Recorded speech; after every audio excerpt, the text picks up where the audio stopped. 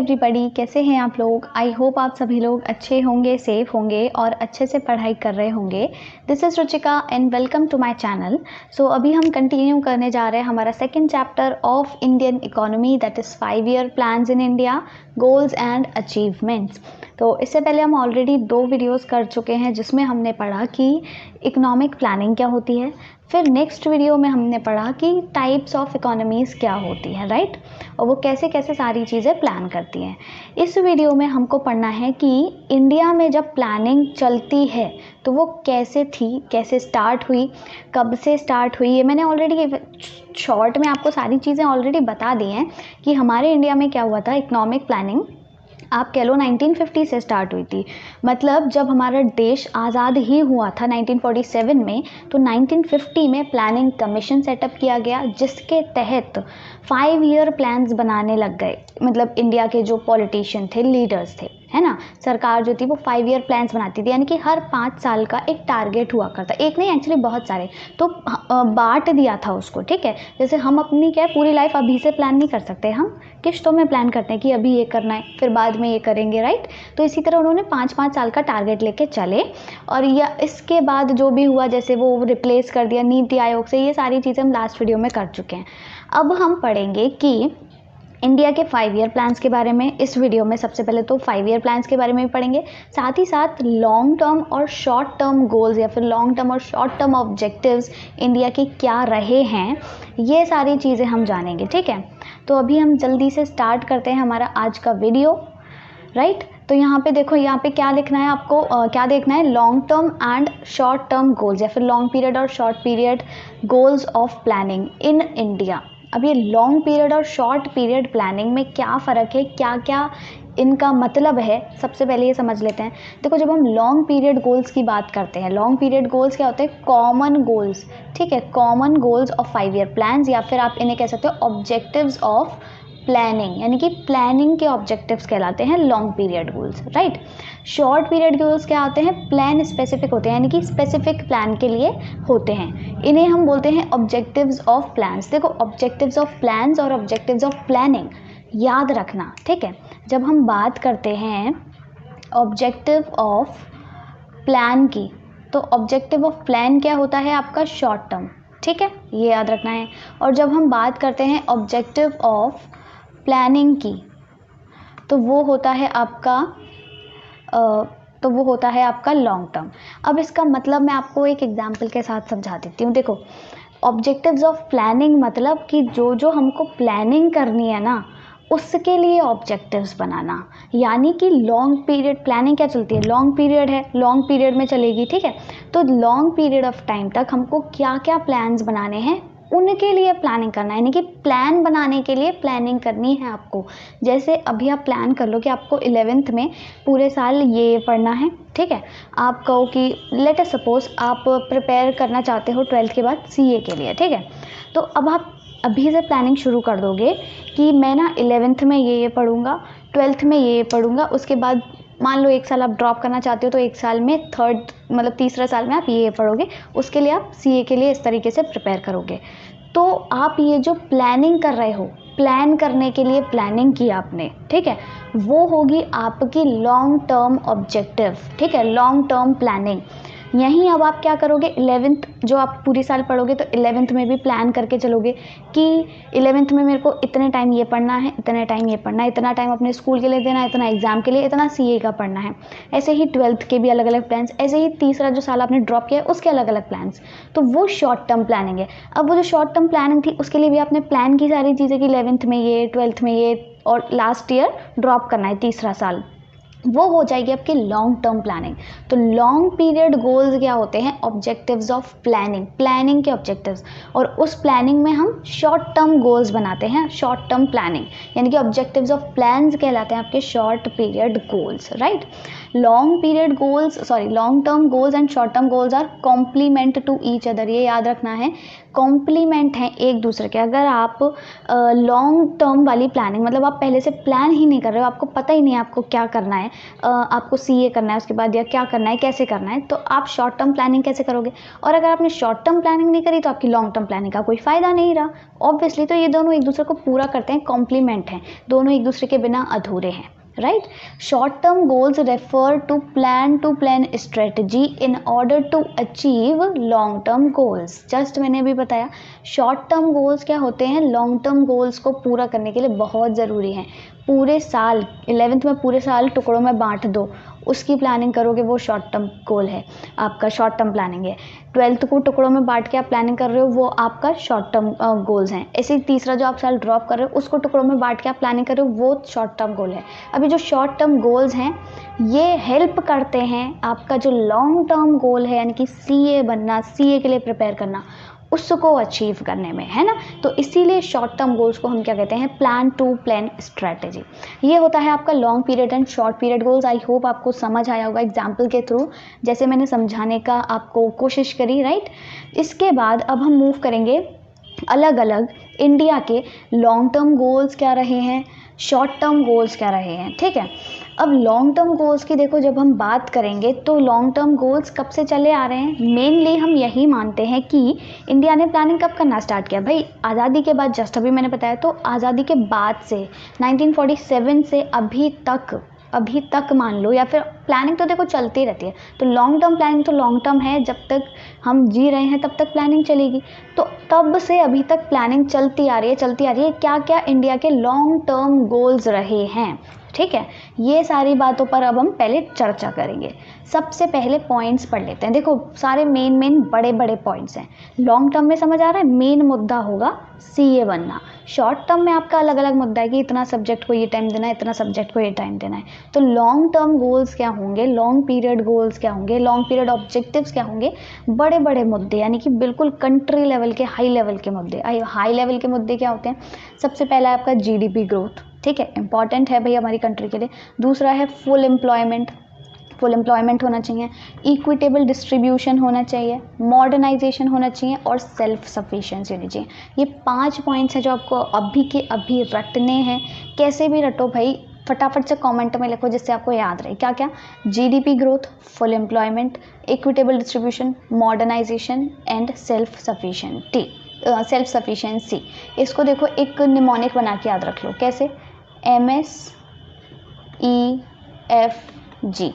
EFG देखो आपने alphabets पढ़े हैं ना, सबको आती है ABCD। EFG एक साथ में आता है ना, EFG याद रहेगा। MS मिस EFG, किसी लेडी का नाम है मिस EFG, ठीक है, MSEFG Miss EFG। M for modernisation, S for self sufficiency, E for equitable distribution, F for आपका फुलर या फिर फुल एम्प्लॉयमेंट, और G फॉर GDP ग्रोथ। देखो मुझे भी अभी याद हो गया, मैंने बिना देखे बोला है, उधर की साइड मैंने देखा ही नहीं, ठीक है। MSEFG यानी कि मिस EFG, ऐसे याद रखो। ये क्या है, लॉन्ग टर्म गोल्स हैं, राइट। अब जब हम लॉन्ग टर्म गोल्स की बात करते हैं, एक एक करके हम सबको पढ़ेंगे। सबसे पहले आता है आपका GDP ग्रोथ, ठीक है। GDP ग्रोथ की अगर हम बात करें, अब देखो सॉरी, अभी एक दो दिन पहले ही मैंने जो लेक्चर पोस्ट किया है मैक्रो इकोनॉमिक्स का, real GDP and nominal GDP, right. उसमें हमने क्या पढ़ा, मैक्रो इकोनॉमिक्स में अगर आपने कहीं से भी वो पढ़ा है तो आपको पता होगा रियल जीडीपी क्या होता है। मतलब जीडीपी ग्रोथ कब होती है रियल जीडीपी के हिसाब से, जब हमारा लेवल ऑफ आउटपुट इंक्रीज होता है, जो हमारी कंट्री का प्रोडक्शन है वो इंक्रीज होता है, यानी कि जब हमारे पास greater availability of goods and services होती है, यानी कि इन शॉर्ट आउटपुट जब बढ़ेगा तो हमारी जीडीपी ग्रोथ बढ़ेगी। तो जीडीपी ग्रोथ बढ़ने का मतलब क्या है, increase in the level of output, ठीक है, या फिर increase in the flow of goods and services, तभी माना जाएगा कि हमारी जीडीपी बढ़ रही है। और जीडीपी जब बढ़ती है तो उससे इकोनॉमिक ग्रोथ होती है, यानी कि हमारी इकोनॉमी, हमारी कंट्री वो ग्रो करती है। अब एक और चीज़ है कि जीडीपी बढ़ेगी कैसे। जीडीपी बढ़ने के देखो 2 कारण हो सकते हैं, या फिर 2 चीज़ों से जीडीपी बढ़ सकती है। क्या क्या, एक तो हमारे पास और सारे रिसोर्सेज आ जाएं, ठीक है, और हमारे पास, या फिर क्या हो, हमारे पास अच्छी टेक्नोलॉजी आ जाए, राइट। अब रिसोर्सेज आने से क्या मतलब है, रिसोर्सेज अगर हमारे पास बहुत ज़्यादा आ जाएंगे, रिसोर्सेज ज़्यादा आएंगे तो हम उनका ज़्यादा यूज़ करेंगे, तो ज़्यादा प्रोडक्शन करेंगे, तो ज़्यादा आउटपुट बढ़ेगा, और जब ज़्यादा आउटपुट बढ़ेगा तो अभी जस्ट हमने पढ़ा ना, लेवल ऑफ आउटपुट इंक्रीज होता है तो जीडीपी ग्रो करती है, तो इस तरीके से जीडीपी बढ़ेगी। दूसरा आपका क्या हो सकता है कि टेक्नोलॉजी बढ़े, टेक्नोलॉजी में इम्प्रूवमेंट हो, टेक्नोलॉजी में एडवांसमेंट हो। अब जब नई नई मशीन्स आ जाती है, नई नई टेक्नोलॉजी आ जाती है, आपका काम आसान होता है ना। आप जो काम 4 घंटे में कर रहे थे, 4 घंटे में आप हाथ से कपड़े धो रहे थे, अब आप मशीन के थ्रू वो 1 घंटे में धो सकते हो, वॉशिंग मशीन के थ्रू। तो अगर टेक्नोलॉजी इम्प्रूव होती है, अपडेट होती है, अपग्रेड होती है, उससे भी क्या होगा, आपकी जीडीपी बढ़ेगी।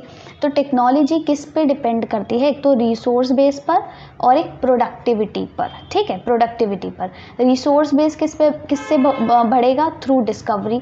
जब भाई ज़्यादा डिस्कवरी होगी, हम बहुत ज़्यादा एक्सप्लोर करेंगे, अब जैसे नए नए रिसोर्सेज मिलते हैं ना, तो उससे क्या होता है, नई नई चीज़ें आती हैं, आउटपुट बढ़ता है और जीडीपी बढ़ती है।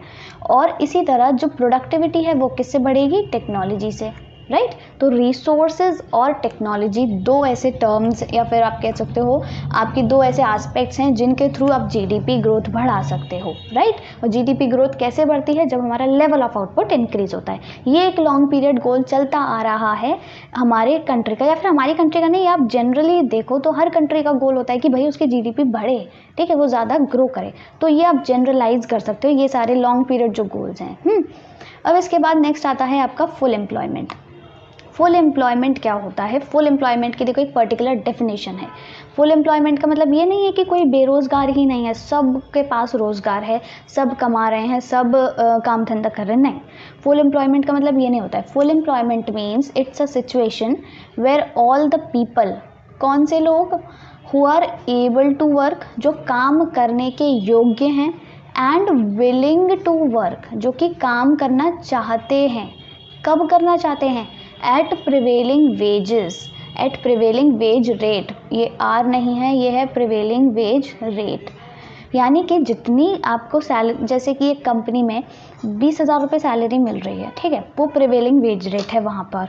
अब आप उसमें अगर काम करने के योग्य हो, अगर आप एलिजिबल हो, आपके पास वो क्वालिफिकेशन है, साथ ही साथ आप काम भी करना चाहते हो उस 20,000 रुपये में ही, तब माना जाएगा कि फुल एम्प्लॉयमेंट एग्जिस्ट करता है। मान लो आप काम नहीं करना चाहते, आपको लगता है नहीं 20,000 में मेरे से नहीं होगा, मुझे तो, मैं ज़्यादा के लायक हूँ, तो वो फुल एम्प्लॉयमेंट नहीं होगा। या फिर आप 20,000 में काम करने के लिए रेडी हो, पर आप उसके योग्य नहीं हो, आप एलिजिबल नहीं हो। वो है, मान लो आप साइंस बैकग्राउंड के हो, आप वो कुछ मैनेजमेंट का काम है, तो वो थोड़ा कॉमर्स वाला हो गया, तो आप उसके लिए एलिजिबल नहीं हो। तो यहाँ पर क्या होना चाहिए, people who are able to work and are willing to work at prevailing wage rate, तभी उस सिचुएशन को कहा जाता है फुल एम्प्लॉयमेंट। अब ये जो फुल एम्प्लॉयमेंट वाला आपका गोल है, ये एक सोशल गोल है, इसको हम सोशल ऑब्जेक्टिव कहते हैं, क्योंकि इससे सोसाइटी का भला होता है, एम्प्लॉयमेंट जनरेट होगा, यानी कि हमको एम्प्लॉयमेंट जनरेट करना है, एम्प्लॉयमेंट का क्रिएशन करना है, रोज़गार देना है लोगों को। और इससे क्या होता है, ये फोकस करता है on inclusive growth. Inclusive growth मतलब, इंक्लूड, ये जो वर्ड है इंक्लूड, इसका मतलब समझ आता है। इंक्लूड मतलब शामिल करना, ये चीज़ इसमें इंक्लूडेड है मतलब शामिल है। तो इंक्लूसिव ग्रोथ मतलब सबको शामिल करके चलना, सबको अपने साथ में लेना, राइट। यानी कि फुल एम्प्लॉयमेंट देना, हमको सबको रोज़गार देना है, एम्प्लॉयमेंट का जनरेशन करना है। This objective aims to achieve growth with social justice, यानी कि सबके पास रोज़गार होना चाहिए, यहाँ पे सोशल जस्टिस भी होगा, तो इसीलिए ये एक सोशल ऑब्जेक्टिव कहलाता है। तो एक हमने पढ़ लिया जीडीपी ग्रोथ, एक हमने पढ़ लिया फुल एम्प्लॉयमेंट, ठीक है। ये लॉन्ग टर्म गोल्स हैं जो लंबे टाइम तक चलते रहते हैं हर कंट्री में। इसके बाद नेक्स्ट आता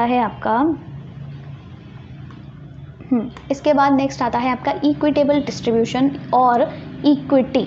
इक्विटेबल डिस्ट्रीब्यूशन भी कह सकते हो इसको, या फिर आप इक्विटी भी बोल सकते हो। अब इसका मतलब क्या है, इक्विटेबल डिस्ट्रीब्यूशन मतलब benefits of growth must spread across all sections of the society, यानी कि सबको बेनिफिट्स मिलें। जो ग्रोथ हो रही है, देखो जो ग्रोथ हो रही है अगर उस ग्रोथ का अगर फ़ायदा सिर्फ़ और सिर्फ अमीरों को हो तो उस ग्रोथ का कोई फ़ायदा नहीं है ना। जैसे कि मान लो जो अमीर लोग हैं वो और अमीर होते जा रहे हैं, जो गरीब हैं उनको कुछ मिल नहीं रहा। अब अमीर लोग जो कंट्रीब्यूट कर रहे हैं पैसा कमा के, प्रोडक्शन करके, उससे जीडीपी तो बढ़ रही है, कंट्री ग्रो कर रही है, इकोनॉमी ग्रो कर रही है, पर गरीबों का कुछ नहीं हो रहा, गरीब अभी भी बेहाल हैं। तो ऐसी ग्रोथ का कोई फ़ायदा है नहीं, ऐसी ग्रोथ का कोई फ़ायदा नहीं है। तो ग्रोथ ऐसी होनी चाहिए जब ग्रोथ के बेनिफिट्स सबको मिले, यानी कि they must spread across all the sections of the society, चाहे वो आपका हायर सेक्शन हो, चाहे वो आपका वीकर यानी कि गरीबों वाला सेक्शन हो। So the distribution of income becomes equitable, यानी कि बराबर हो। ठीक है, अब यहाँ पे देखो एक टर्म आता है, एक तो टर्म होता है देखो इक्विटी, राइट, एक टर्म होता है इक्वालिटी। क्या किसी को पता है कि इन दोनों टर्म्स में कुछ डिफरेंस है या फिर ये दोनों सिमिलर हैं? देखो दोनों ही टर्म्स डिफरेंट हैं। इक्विटी और इक्वालिटी का मतलब क्या होता है ये समझ लो, ये बहुत इंपॉर्टेंट है और हमेशा काम आएगा। इक्विटी के लिए आप देखो, मैं 2 एग्जांपल दे रही हूँ यहाँ पे। ये 2 लोग हैं, ठीक है, ये वाला है आपका राजू, राइट, ये है भीम, ठीक है, ये राजू है, ये भीम है, और ये है आपका यहाँ पे नोबिता, और ये है डोरेमोन, राइट। अब यहाँ पे क्या है, ये जो राजू और भीम हैं, इनको ना, इनके पास 5 लड्डू हैं, ठीक है, इनके पास 5 लड्डू हैं। अब इनकी मम्मी आई, इसकी मम्मी के पास, इन दोनों की मम्मी के पास 5 लड्डू हैं। अब उसकी जो मम्मी आई ना, उन्होंने बोला कि मैं ऐसा करती हूँ, राजू को तो दे देती हूँ, क्या कहते हैं, 3 लड्डू, इसको 3 लड्डू दे दिए और इसको 2 लड्डू दे दिए, ठीक है। क्योंकि राजू ने क्या किया था, राजू को भूख लग रही थी, भीम ने क्या किया था, अभी अभी पिज़्ज़ा खाया तो उसको ज़्यादा भूख नहीं थी।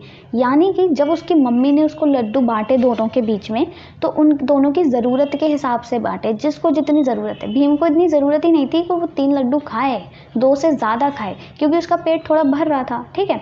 तो यहाँ पर क्या हुआ, ये इक्विटेबल डिस्ट्रीब्यूशन किया। कैसा? Equitable distribution. पर अगर उसकी मम्मी, पर उनके जो 2 फ्रेंड हैं नोबिता और डोरेमोन, उन दोनों की मम्मी ने क्या किया, उसके पास भी 5 लड्डू थे, उसने क्या किया, दोनों को ही 5 लड्डू थे तो 2.5 लड्डू दे दिया, यानी कि बराबर। भले ही उनमें से एक को एक ही चाहिए होगा, मान लेते हैं, या फिर 2 चाहिए होंगे, ज़्यादा ज़रूरत नहीं थी, पर उसने कहा कि नहीं, तुम दोनों फिर लड़ोगे, मैं 2.5 दे देती हूँ।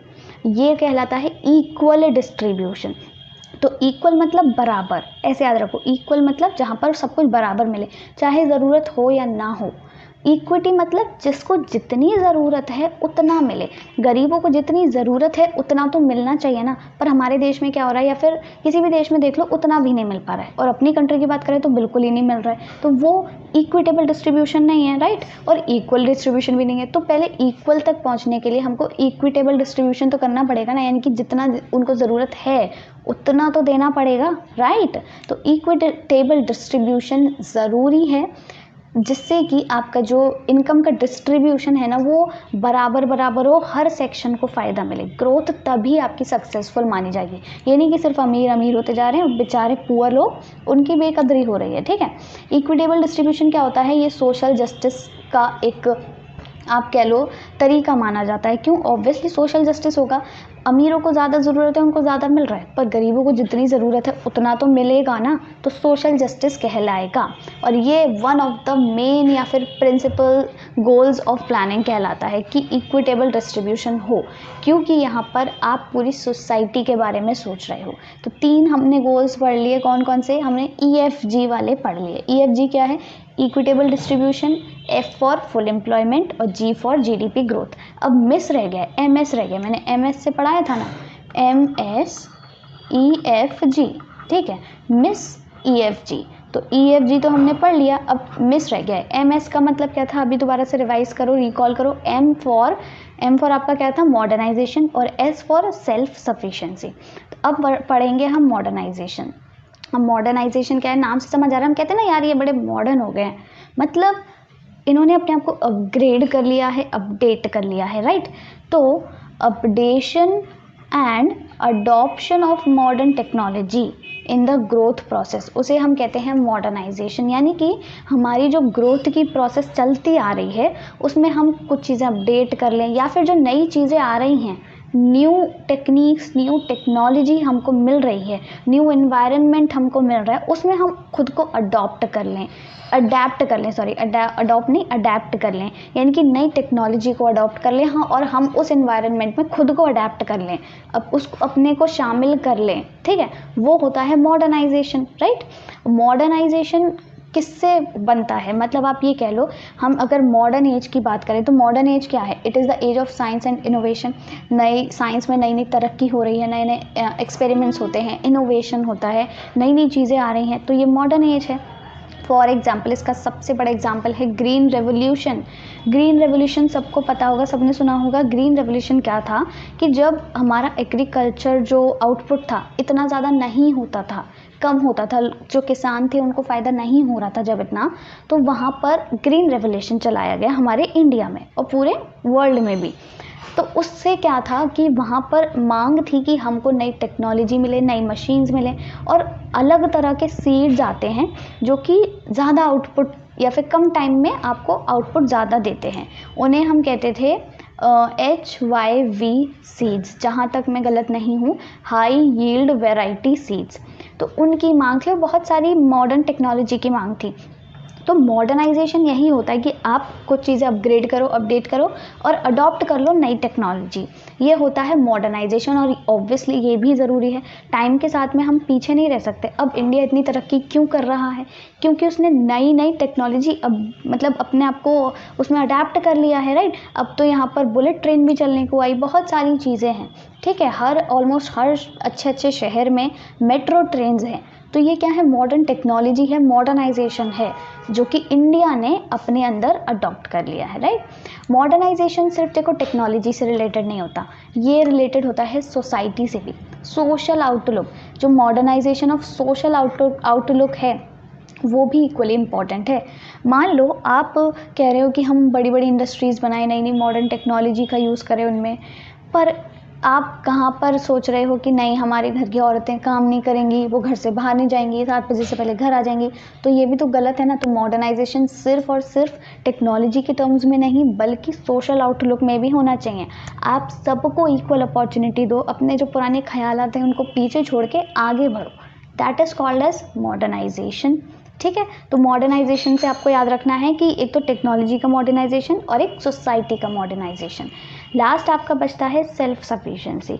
सेल्फ सफिशिएंसी मतलब अपने आप में आप कह लो अपने आप में सफिशिएंट होना, किसी और पर निर्भर ना होना, किसी और पर डिपेंड ना होना। जैसे आपने मोदी जी की एक योजना भी सुनी होगी, आत्मनिर्भर योजना, आत्मनिर्भर योजना।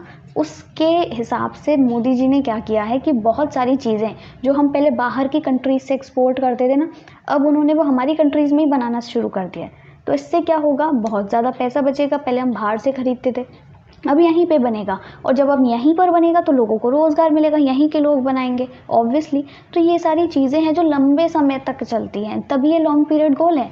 तो सेल्फ सफिशिएंसी का मतलब क्या होता है, dependence on domestically produced goods, जो हमारे यहाँ ही प्रोड्यूस हो रहे हैं उन्हीं पर डिपेंड रहना। और उस टाइम की अगर हम बात करें, इंडिपेंडेंस के टाइम की, उस टाइम पे वो जो सेल्फ सफिशिएंसी थी वो हमको चाहिए थी किसके टर्म्स में, हमको फूड ग्रेन्स में सेल्फ सफिशिएंसी चाहिए थी। क्योंकि उस टाइम पे क्या हुआ था, आपका जो इंडिया पाक का वॉर हो रहा था, ठीक है, इंडिया पाक का वॉर अराउंड 1965 के आसपास था।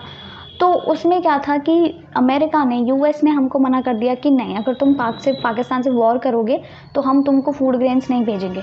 अब भाई हमारे कंट्री में फूड ग्रेन्स का अकाल था और वो उसने मना कर दिया, तो ऑब्वियसली हमको सेल्फ सफिशिएंट होना पड़ा। और आज हम इसीलिए यहाँ हैं जहाँ पर आई गेस बहुत सारे ऐसे फूड ग्रेन्स हैं जो हमारे यहाँ सबसे ज़्यादा प्रोड्यूस होते हैं, है ना। तो ये सारी चीज़ें आपको याद रखनी है। और ये जो सेल्फ सफिशिएंसी वाला आपका गोल है, ये सबसे ज़्यादा प्रायोरिटी पर था ड्यूरिंग फर्स्ट 7 प्लान्स। जो 5 ईयर प्लान्स थे उनमें से पहले जो 7 5 ईयर प्लान्स थे उनमें ये सबसे ज़्यादा प्रायोरिटी पर था, क्योंकि हमको सेल्फ सफिशिएंट कैसे भी होना था, हमको दूसरी कंट्रीज़ पे निर्भर नहीं होना होता है। हम पढ़ लिख क्यों रहे हैं, नौकरी क्यों करना चाहते हैं, जिससे हम सेल्फ सफिशिएंट रहें, सेल्फ डिपेंडेंट रहें, इंडिपेंडेंट रहें, दूसरों पर डिपेंड ना रहें। यही गोल था इंडिया का, और अभी भी चलता आ रहा है। बहुत सारी चीज़ों का अब हमारी कंट्री में प्रोडक्शन होने लगा है, ठीक है। पहले हम स्टील बाहर से मंगाते थे, अब इंडिया वर्ल्ड का लार्जेस्ट स्टील प्रोड्यूसर है, यानी कि सबसे ज़्यादा हमारे यहाँ ही बनता है भाई। तो ये सारी चीज़ें क्या हैं, आगे आगे आ गई हैं, ठीक है।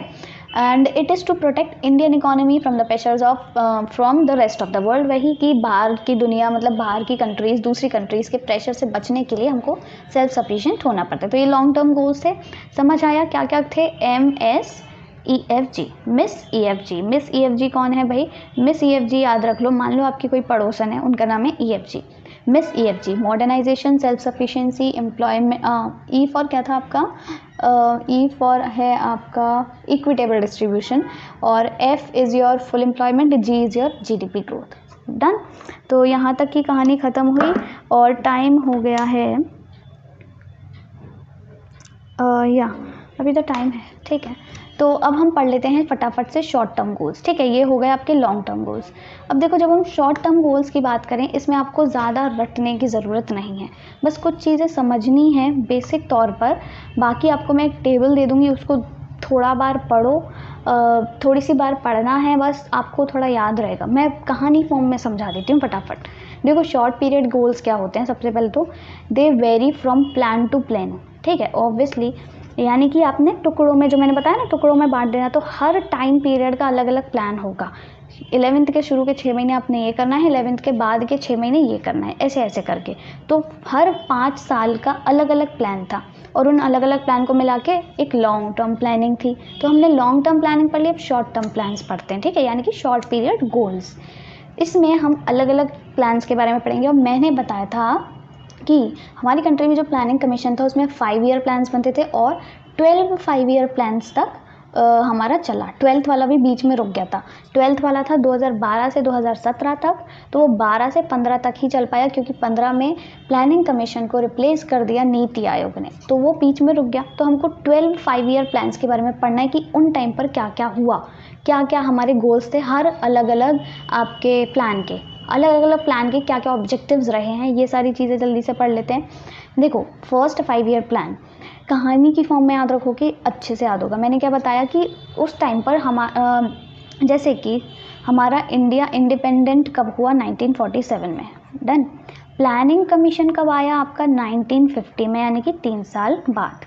1951 से आपका फर्स्ट 5 ईयर प्लान स्टार्ट हो गया, यानी कि हमको बस 3-4 साल ही हुए हैं, और हमको बिल्कुल अंग्रेज़ों ने निचोड़ के छोड़ दिया। तो हमारे पास अभी कुछ नहीं है, और हमारी बेसिक नीड क्या होती है? खाना पीना।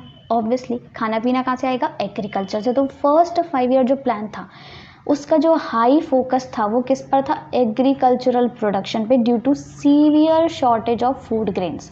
सिंपल है, ये तो याद रहेगा, यानी कि फर्स्ट 5 ईयर प्लान जो था वो एग्रीकल्चरल प्रोडक्शन पर उसका फोकस था। तो एक एक पॉइंट याद रखो, सिर्फ agricultural production, first 5 year plan agricultural production.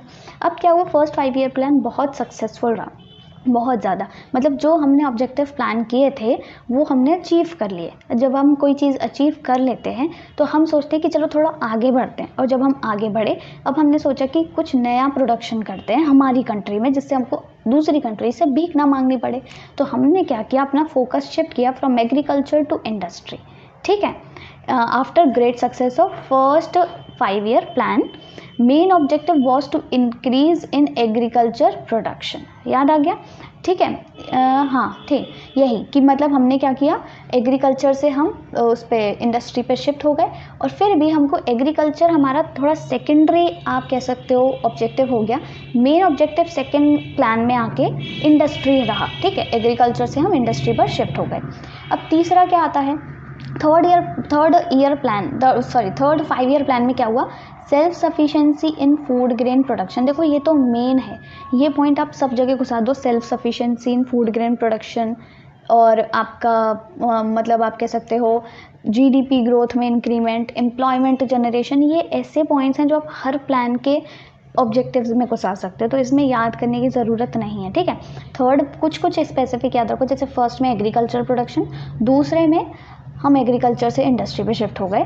तीसरे में क्या हुआ, हमको सेल्फ सफिशिएंसी चाहिए थी। तीसरे में हमको सेल्फ सफिशिएंसी चाहिए थी। चौथे में हमको प्राइस स्टेबिलिटी चाहिए थी और ग्रोथ प्रोसेस एक्सेलरेट करती। मैंने बताया ना ये पॉइंट सब में आएगा, ऑलमोस्ट सब में। मैंने शॉर्ट में लिखा है, अभी आपको एक डिटेल टेबल भी मिल जाएगी। तो फोर्थ में हमको प्राइस स्टेबिलिटी चाहिए थी, क्योंकि हम अब प्रोडक्शन कर रहे हैं, एम्प्लॉयमेंट जनरेशन हो रहा है, तो प्राइस थोड़ा सा अनस्टेबल था, प्राइसेस हाई थे, थोड़ा सा इन्फ्लेशन ज़्यादा था, महंगाई ज़्यादा थी, तो प्राइस स्टेबिलिटी अपने को चाहिए थी, राइट। फिर आता है 5th 5 ईयर प्लान। इसमें भी देखो हमको सेल्फ सफिशिएंसी चाहिए थी। ये शायद मैंने एक सेकेंड, फर्स्ट 5 ईयर प्लान, हाँ ओके, फोर्थ या थर्ड फोर्थ हो गया, ठीक है, थर्ड फोर्थ हो गया। 5th और 6th में अपने को क्या चाहिए था, elevation of poverty and raising living standards. 5th में अपने को चाहिए था एलिवेशन ऑफ पावर्टी, और जब पावर्टी एलिवेशन होगा तो लिविंग स्टैंडर्ड बढ़ेगा, ऐसे याद रखो, राइट। और 7th में क्या चाहिए था, हमको एम्प्लॉयमेंट बढ़ाना था। 8th में हमको यूनिवर्सलाइजेशन ऑफ एलिमेंट्री एजुकेशन, ये पूछा जा सकता है कौन से 5 ईयर प्लान में यूनिवर्सलाइजेशन ऑफ एलिमेंट्री एजुकेशन था हमारा ऑब्जेक्टिव, यानी कि हर किसी को शिक्षा मिले, एलिमेंट्री एजुकेशन सबको मिले। ये था 8th 5 year plan, elementary education 8th plan, elementary education 8th plan, ठीक है। और यहाँ पे अपने को चाहिए था fuller utilisation of manpower या फिर ह्यूमन रिसोर्सेज, यानी कि हम अच्छे से ग्रो करें। ये हो गए हमारे 8 प्लान, बचे कितने, 4, 9, 10, 11, 12, ठीक है। अब 9, 10, 11, 12 में क्या हुआ, फिर से हम क्या आ गए, हमको ग्रोथ चाहिए, प्राइस स्टेबिलिटी चाहिए, हमको इन्वायरमेंटल सस्टेनेबिलिटी, इन्वायरमेंटल प्रोटेक्शन चाहिए। 10th में हमको अच्छी लाइफ चाहिए, better quality of life and inclusive growth. Almost देखो वही सिमिलर पॉइंट्स हैं, ठीक है। 11th में हमको एम्प्लॉयमेंट जनरेशन चाहिए, पावर्टी रिडक्शन, मैंने पहले ही पढ़ाया था, पावर्टी एलिवेशन, इन्वायरमेंटल प्रोटेक्शन, अब फिर से आ गया। और 12th में हमको सस्टेनेबल एंड इंक्लूसिव ग्रोथ, तो ऑलमोस्ट सेम है। कुछ कुछ याद रखो, जैसे फर्स्ट में अपने को क्या चाहिए था, एग्रीकल्चर, ठीक है, कुछ कुछ इंपॉर्टेंट है। सेकंड में हमने क्या किया, एग्रीकल्चर से अपन शिफ्ट हो गए इंडस्ट्री पर, ठीक है, किस पर, इंडस्ट्री पर। फिर 8th में मैंने इम्पॉर्टेंट बताया कि एलिमेंट्री एजुकेशन, ये इम्पॉर्टेंट था यहाँ पर, यानी कि यूनिवर्सलाइजेशन ऑफ एलिमेंट्री एजुकेशन। और साथ ही साथ सब में आपका पावर्टी एलिवेशन, ग्रोथ को आपको इंक्लूसिव ग्रोथ इंक्रीज करनी है, एनवायरमेंटल सस्टेनेबिलिटी, आपका पावर्टी रिडक्शन, एम्प्लॉयमेंट जनरेशन, तो ये सारी चीज़ें थी जो आपको थोड़ी सी कॉमन मिलेंगी सब में। अगर आपको डिटेल में पढ़ना है तो देखो यहाँ पे आपको टेबल भी दे रखी है मैंने, इसमें पढ़ सकते हो। इसमें क्या है, बाकायदा आपका पीरियड भी लिखा हुआ है कि कौन सा पीरियड, कौन सा टाइम, कौन सा प्लान कितने टाइम तक चला था, ठीक है। तो ये एक बार हम पढ़ लेते हैं। देखो फर्स्ट मैंने बताया 1951 से 1956 तक था, ठीक है। स्टार्ट कब हुआ, प्लानिंग कमीशन अपन का आया 1950 में।